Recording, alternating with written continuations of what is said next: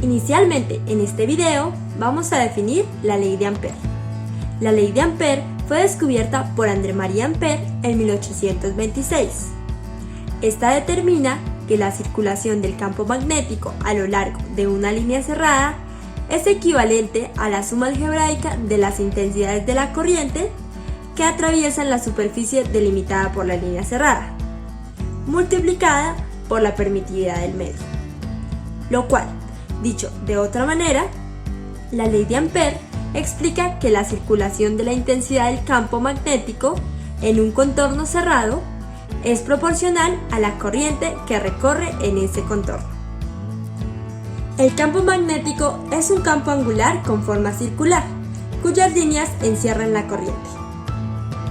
La dirección del campo en un punto es tangencial al círculo que encierra la corriente, el cual disminuye inversamente con la distancia al conductor.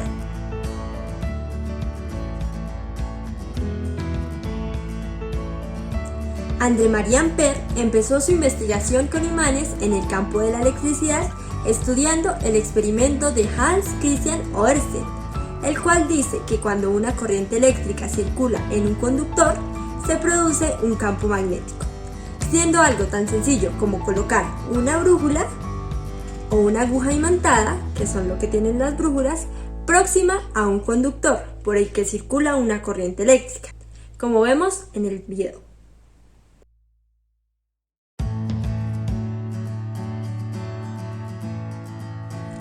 Ampère empezó a pensar en cambios para este experimento, tomando como inicio cambiar los polos del experimento, del cual surgen los selenoides.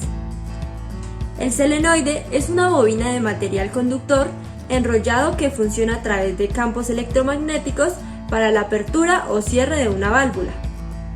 Descubriendo lo siguiente, Ampère descubrió que un enrollado de cable funciona como un imán, el cual, aumentando el número de vueltas, aumentaba asimismo su intensidad magnética. Siendo así, Ampère propuso la siguiente afirmación: la intensidad del campo magnético es proporcional al número de vueltas del selenoide, definiendo los polos como el sentido de circulación de la corriente eléctrica en los selenoides. Y además de eso, la intensidad del campo magnética del selenoide es directamente proporcional a la intensidad de corriente eléctrica que circula por ellos, lo que más adelante se convirtió en una ley.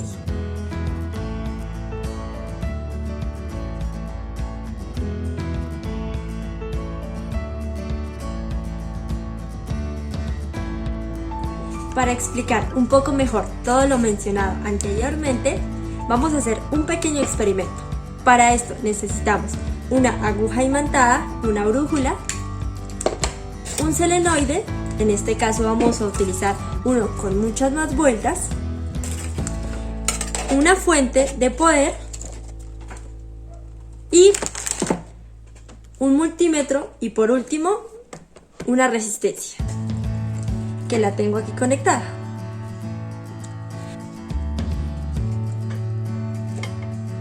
¿Para qué la resistencia? La resistencia es para que nuestro circuito funcione correctamente, ya que si lo conectamos directamente la bobina a la fuente de poder, entra en corto, entonces es para eso. Entonces, comencemos.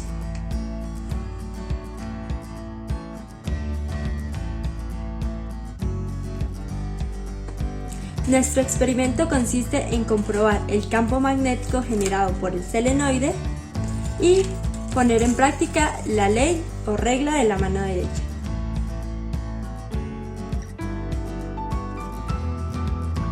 Como podemos observar, nuestro circuito está conformado primero por la fuente que está en la parte derecha, va emitiendo una corriente directa, llega a la resistencia y va conectada a la bobina. También se conectó al multímetro para que emitiera y nos diera la cantidad de voltios que está recibiendo la bobina en ese momento, en este caso 11.7 voltios. Como podemos observar, ya se ve la presencia del campo magnético en el selenoide. Nuestro selenoide está realizado por la unión de dos cables. Primeramente se devolvió el cable amarillo y este fue conectado a polo negativo y el cable naranja va desde la mitad hasta el final y este está conectado a polo positivo. Ya que sabemos que nuestro solenoide actúa como un imán y estos se atraen en polos opuestos, entonces para poder determinar los polos de nuestro solenoide vamos a aplicar la regla de la mano derecha, la cual nos dice que si nuestros dedos están conforme van las espiras, el pulgar indicará el polo norte y asimismo el otro lado será el polo sur. Como podemos apreciar en la imagen, la dirección de las espiras es constante, entonces como lo indican los dedos, nuestro polo norte va por el lado naranja y nuestro polo sur va por el lado del cable amarillo. Veamos ahora, ya sabiendo que nuestro lado amarillo es polo sur y que la brújula en el lado rojo es polo norte, entonces se deberían unir esos dos, como lo observamos en el video. Como podemos observar, a medida que la brújula se acerca a nuestro campo magnético, este campo repele el polo sur y atrae el polo norte. Sin embargo, cuando se aleja la brújula, lo que pasa es que esta vuelve a entrar en el campo magnético del planeta Tierra, volviendo a su posición normal, donde está dirigido o está apuntando hacia el norte.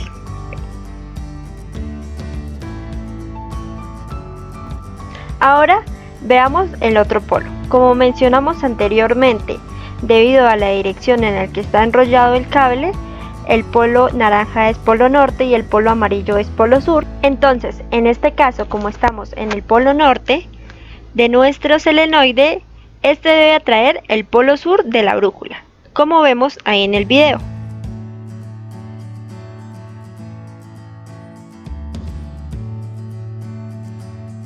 Y volvemos a cambiar de lado para que se aprecie mejor el efecto de los polos en nuestro campo magnético.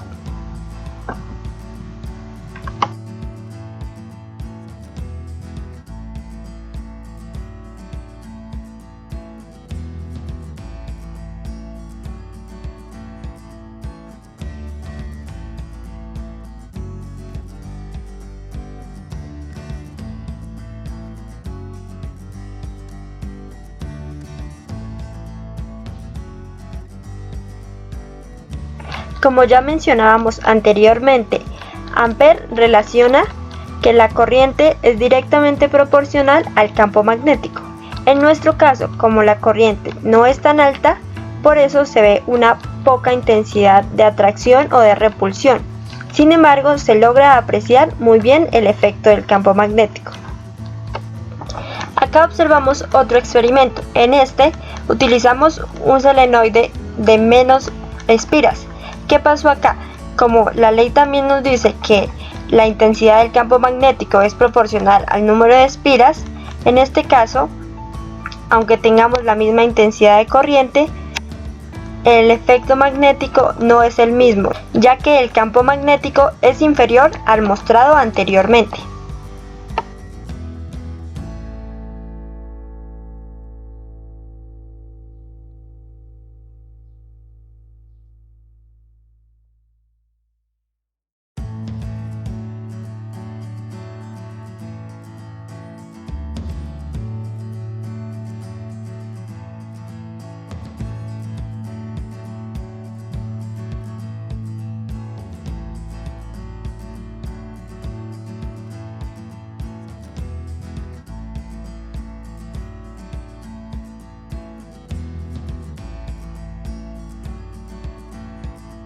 Para realizar los siguientes ejercicios utilizaremos la ley de Ampère, por medio de la fórmula para hallar el valor del campo magnético creado en el interior de un solenoide, donde μ es la permeabilidad magnética del material que se encuentra en el interior del solenoide, I es la intensidad de corriente eléctrica que circula por el solenoide, N es el número de espiras que constituyen el solenoide y L es la longitud del solenoide.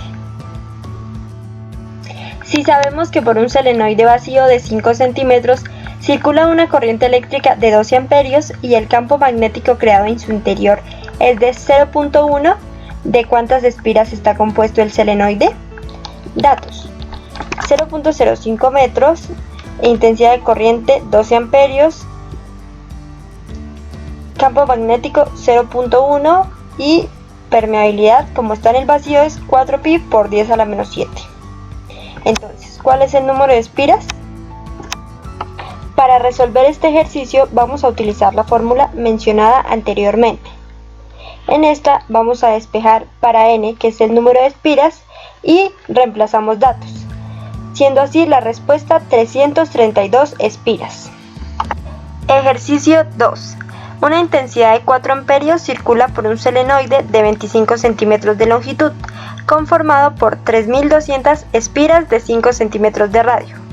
Determinar campo magnético en el interior del solenoide si está completamente al vacío.